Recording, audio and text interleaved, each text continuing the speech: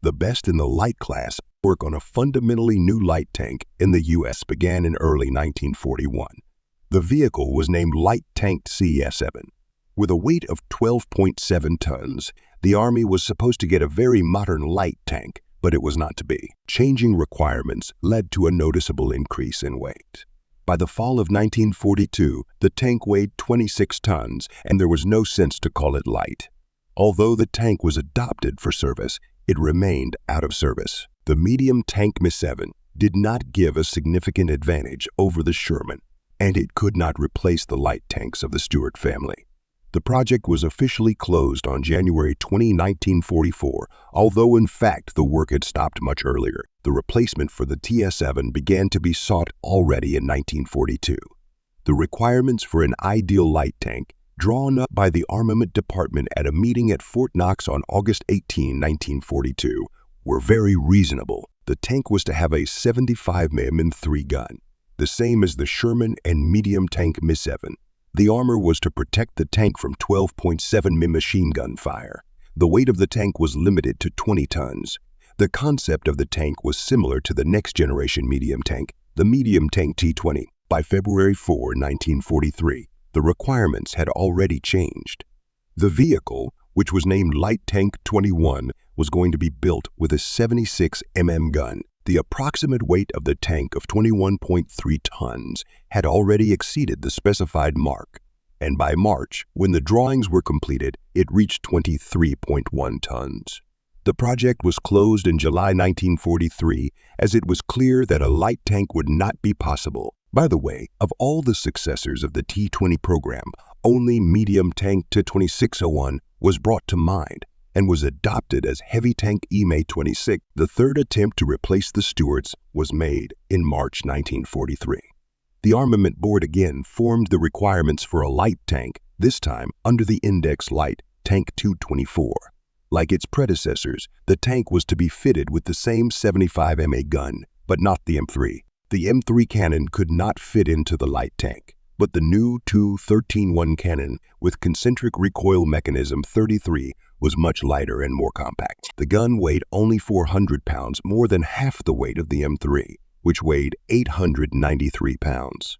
And the 12-inch 305 MA recoil length allowed the gun to fit into the turret of a light tank. The turret chase was 60 inches 1524 MA in diameter, with room for the commander, gunner, and loader in the fighting compartment. As of July 17, 1943, the prospective tank weighed 16.3 tons, which was quite acceptable for a light tank. The 242 horsepower Cadillac Series 42 engine gave the vehicle a theoretical top speed of 45 miles, 72 km. Armor was up to 25 MA sheet at an angle of up to 60 degrees. Instead of Harry Knox's coil spring suspension, the tank used a more modern individual torsion bar suspension. In addition to the 75 mm gun, the tank was to be fitted with two 7.62 m machine guns, twin and directional, and a 12.7 mm anti-aircraft machine gun on a swivel in front of the loader's hatch. The ammunition package included 40 rounds for the 75 mm gun in wet packs and 6,000 rounds of ammunition for the machine guns. The development of the tank was followed closely, as the vehicle was to replace not only the Stewarts, but also armored cars. According to the British, the tank could easily prove too heavy and share the fate of its predecessors. However, the tank did not gain weight like the T7 and T21, and the Armament Committee decided to speed up the process. On September 1, 1943, the tank was adopted as a limited standard, and the Army ordered 1,000 vehicles from the Cadillac plant to replace the existing order for 1,000 light tank M501s with the first prototype tank not assembled by Rock Island Arsenal until October 15. By November 20, the tank had undergone limited testing at the Aberdeen Proving Ground. According to information that reached the British, there was no reason to doubt the tank's performance, but the Americans had to improve the gun mount. So it was by January 1944. The first prototype had traveled 670 miles in 78 p.m. with only minor breakdowns, showing average speed of 10 miles, 16 km per hour on virgin land and 25 miles (40 per hour on the highway. By February 18, the prototype had traveled 2,400 miles (3,862 km) on the Aberdeen proving ground. During this time, various minor defects in the undercarriage were observed: cracked rollers, delaminating rubber bands, high wear on the tracks, etc. The main problems were with the recoil mechanism.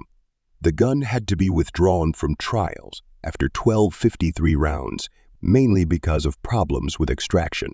A better mechanism was sent from Rock Island Armory, but it jammed on the 693rd shot. Examination showed that poor workmanship had cracked the recoil spring. The testers noted that the existing mechanism could probably still be improved. Meanwhile, the second prototype was being tested at Fort Knox. By February 2, the tank had traveled 3,664 miles and worked 291 engine hours. When driving off-road, up to 1,600 pounds, 725 kg of mud was accumulated on the undercarriage, and it did not fall off the tank itself after getting on the highway. The tank was undoubtedly a good tank, but complaints from the crew still piled up. Basically, the layout of the Light Tank T24 was unfavorable for the loader, as the height of the fighting compartment did not allow him to work standing up. It was also difficult to remove ammunition from the ammunition racks on the floor of the fighting compartment. The gunner's legs were loose and clung to various units when the turret rotated. As a result, the layout of the fighting compartment was radically changed. Ammunition was now located on the sides of the hull in 2 double rows of 26 rounds each. Up to 24 more rounds could be placed behind the driver and his assistant. The loader and gunner also received new seats. Cadillac opposed such a radical change. Work on production had already begun, and the company did not want to change the layout. Despite the shortcomings, it was already clear that the tank was a success. Cadillac began assembling these tanks in April 1944, and in July the company Massey Harris joined them. On June 22, 1944, the Light Tank T24 was standardized under the Light Tank M24 index, following the British example.